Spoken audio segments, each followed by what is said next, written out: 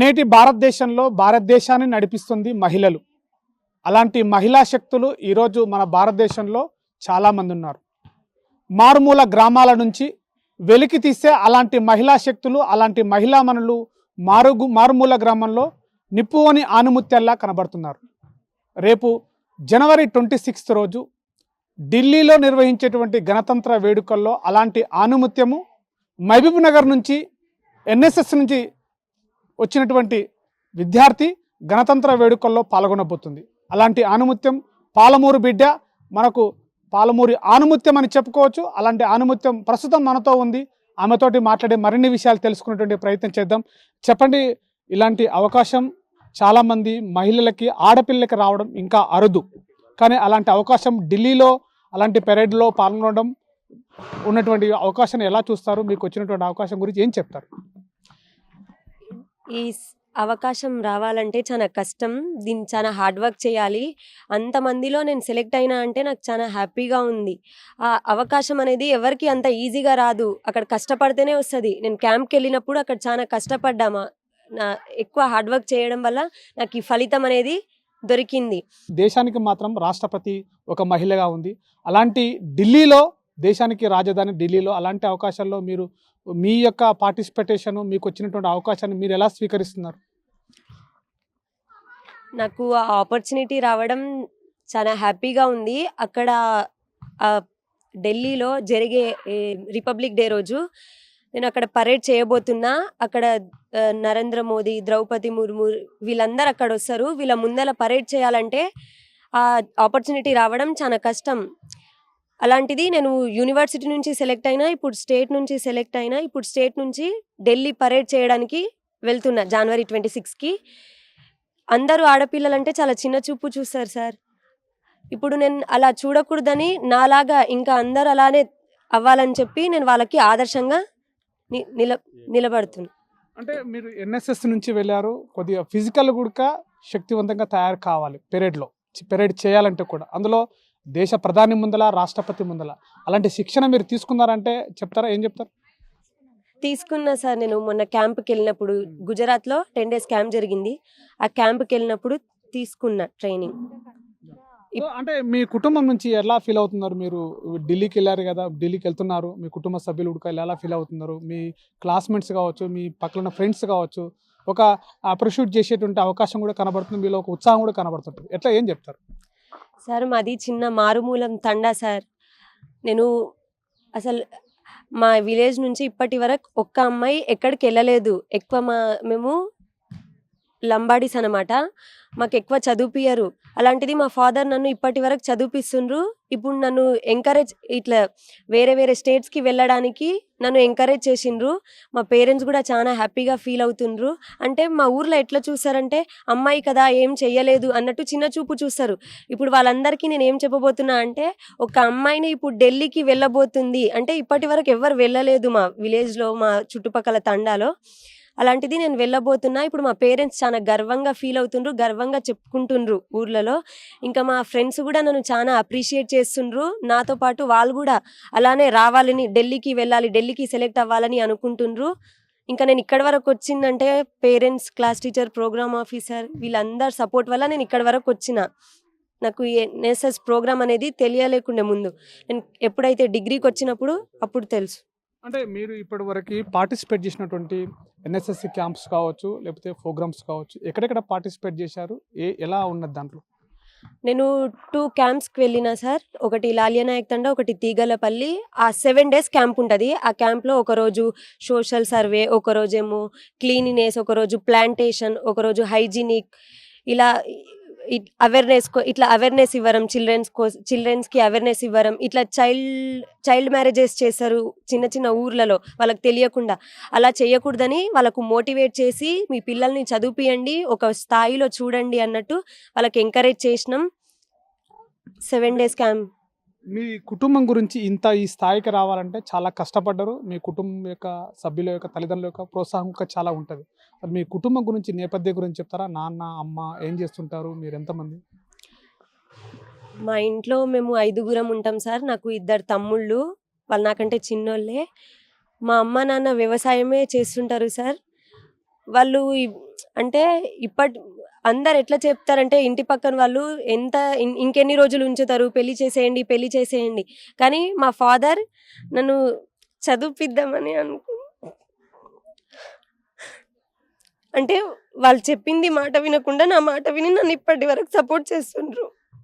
So అంటే గ్రామంలో ఇలాంటి అవకాశం వచ్చిందని చెప్పేసి గ్రామంలో తెలుసా? గ్రామంలో ఎలా ఎలా ఎలా ఫీల్ అవుతున్నారు వాళ్ళు? తెలుసు సార్, చాలా హ్యాపీగా ఫీల్ అవుతుండ్రు. మా డాడీకి అందరు చాలా అంటే మేమే వెళ్ళలేదు ఇప్పటి వరకు. ద్రౌపది ముర్ముని ఇంకా ప్రైమ్ మినిస్టర్ని కలవాలంటే అంత ఈజీ కాదు. అలాంటిది నీ కూతురు వెళ్తుందంటే మేము చాలా గర్వంగా ఫీల్ అవుతున్నాం విలేజ్ నుంచి అని చెప్పుకుంటున్నాం. అంటే మీ లక్ష్యం ఏంటి అసలు? అంటే ఇప్పుడు వచ్చింది ఢిల్లీకి వరకు వెళ్ళారు, ఒక మహబూబ్ నగర్ బిడ్డ, ఒక లంబాడా తాడన నుంచి వెళ్ళారు, మారుమూలపల్లె నుంచి ఢిల్లీకి వెళ్తున్నారు. ఢిల్లీలో మీ పెరడు చూడబోతున్నారు దేశ ప్రజలందరూ కూడా. సో అంటే మీ టార్గెట్ ఏంటి? మీరు ఏ గోల్, ఏమైనా గోల్ ఉందా మీకు? ఏమైనా అనుకున్నారా? నేను రోడ్ ట్రాన్స్పోర్టేషన్ ఆఫీసర్ అవ్వాలని అనుకున్నా సార్. అది ఒక మా నాన్న యొక్క డ్రీమ్. ఆ డ్రీమ్ని నేను ఫుల్ఫిల్ చేయాలని అనుకుంటున్నా. తొందరగా ఏం పెళ్లి చేసుకోను. ఆ డ్రీమ్ని అంటే చాలా చిన్న చూపు చూస్తారు సార్ విలేజ్లో మా ఫాదర్ని. ఇప్పుడు నేను ఎట్లయినా గవర్నమెంట్ జాబ్ తెచ్చి చూపించాలి వాళ్ళందరికీ నేనంటే ఏందో. సో మనతో మాట్లాడడానికి ఎన్ఎస్ఎస్ సంబంధించినటువంటి టీచర్ ఉన్నారు, శిక్షణ ఇచ్చినటువంటి టీచర్, వారితో మాట్లాడడం మరిన్ని విషయాలు. మేడం చెప్పండి, మీ యొక్క శిక్షణలో ఇలాంటి ఆనిముత్యాలు బయటికి తీస్తున్నారు, ఏం చెప్తారు? సార్, మా అమ్మాయికి శిక్షణ ఇచ్చినటువంటి టీచర్స్ చాలామంది ఉన్నాము. నేను, పుష్ప మేడము ప్రధానంగా ఇక్కడ ఉన్నటువంటి ఈ కళాశాలలో పీడీగా పనిచేస్తున్నారు, ఫిజికల్ డైరెక్టర్గా పనిచేస్తున్నారు. ఆ మేడము చాలా ఇన్స్ట్రక్షన్స్ ఇస్తారు వీళ్ళకి. నేను ఈ కళాశాలకు వైస్ ప్రిన్సిపల్గా పనిచేస్తున్నాను.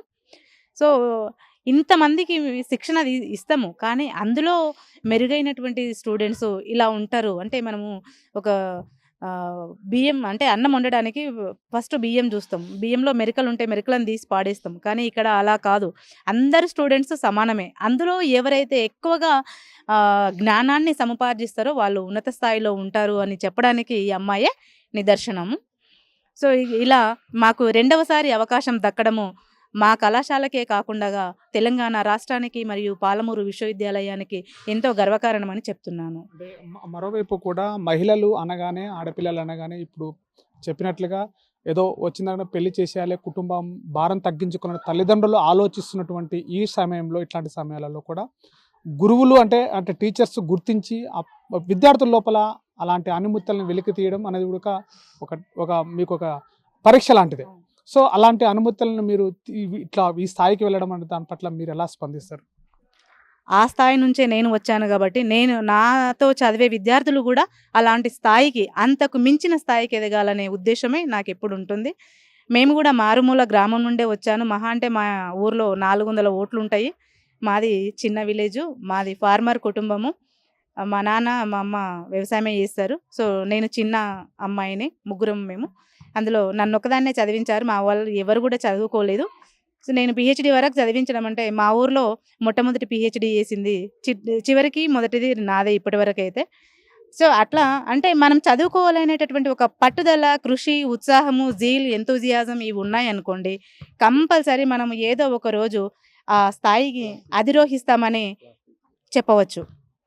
ఇది నా ఉద్దేశం. మహిళలనే కాదు, మహిళలు కూడా అన్ని చేసి చూపించగలరు అనేదానికి మా కళాశాలలో ఉన్నటువంటి ఎంతోమంది అధ్యాపకులు ఎన్నో కష్టాలు పడి ఈ స్థాయిని అధిరోహించిన ఒక్కొక్క మహిళలో 100లకు 1000కు మించిన కథలు ఉన్నాయి. అవి మనము రాయాలి, మనము వినాలి, మన పిల్లలకు చెప్పాలి.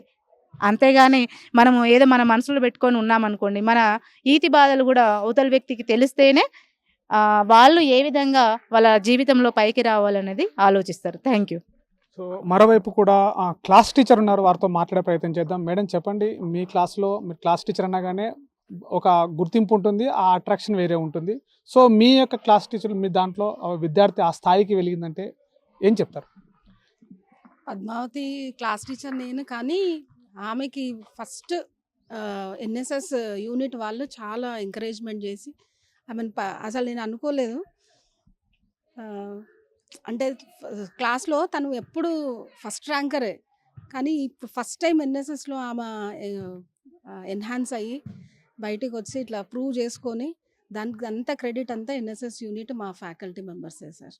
అండ్ ఇంకొకటి ఏం చెప్పాలనుకుంటున్నా అంటే క్లాస్లో పద్మావతి లాగా మిగతా స్టూడెంట్స్ ఆల్ 30 మెంబర్స్ తనలానే ఢిల్లీకి వెళ్ళి ఇంకా పైకి వెళ్ళి college name class teachers name పైకి తీసుకురావాలి. ఎన్సీసీలో కూడా ఈ దేంట్లో తక్కువ లేదు ఆడపిల్లలు అనేటువంటిది కూడా ఈరోజు పద్మావతి అనేటువంటి అమ్మాయి ఈరోజు రేపు జరగబోయేటటువంటి గణతంత్ర వేడుకల్లో తన యొక్క ప్రతిభను ప్రదర్శించే రకంగా కూడా ఎన్సీసీలో అత్యుత్తమమైనటువంటి క్యాడర్ కూడా దక్కించుకొని ముందుకు దేశ ప్రధాని ముందల అటు రాష్ట్రపతి ముందల చేస్తున్నటువంటి పీరియడ్లో పాల్గొనబోతుందని చెప్పేసి కూడా చెప్తున్నారు. నా లక్ష్యం వేరు, నా గోల్ వేరు, నేను ఏదో ఒకటి చూపించాలి, ప్రభుత్వ ఉద్యోగాన్ని సాధించాలనేటువంటి ఒక లక్ష్యంతో పనిచేస్తున్నానని చెప్పేసి చెప్తున్నారు. ఇంకా ముందుకు వెళ్తాను, నాకు ప్రోత్సాహనిచ్చినటువంటి టీచర్స్, అటు క్లాస్ టీచర్ కావచ్చు, అటు ఉపాధ్యాయ బృందం కావచ్చు, వాళ్ళందరికీ కూడా సహకారం నాకు ఉంది. మరోవైపు కూడా ముఖ్యంగా ఎన్సీసీకి సంబంధించిన క్యాడర్ సంబంధించిన టీచర్ల యొక్క ప్రోత్సాహం నాకు చాలా ఉందని చెప్పేసి చెప్తున్నారు. ఇంకా రాబోయే రోజుల్లో కూడా ప్రభుత్వ ఉద్యోగం సాధించి రోడ్డు ట్రాన్స్పోర్ట్ ఆఫీసర్ కావాలని చెప్పేసి కూడా టార్గెట్ చెప్తున్నారు. ఇలాంటి మహిళలకు సంబంధించినటువంటి ఆనిముత్యాలు ఇంకా గ్రామీణ ప్రాంతాలలో ఉన్నారు. అలాంటి ఆనిముత్యాలు పాలమూరు నుంచి కూడా ఉండడం చాలా సంతోషదాయకమని చెప్తున్నటువంటి పరిస్థితి. కెమెరా పర్సన్ నర్సింగ్తో శివాజీ, RTV, మహబూబ్ నగర్ జిల్లా. Local to global news at your finger tips. మీ చేతిలో ఒక ఆయుధం. Download raw TV app. Media legend Ravi Prakash is back.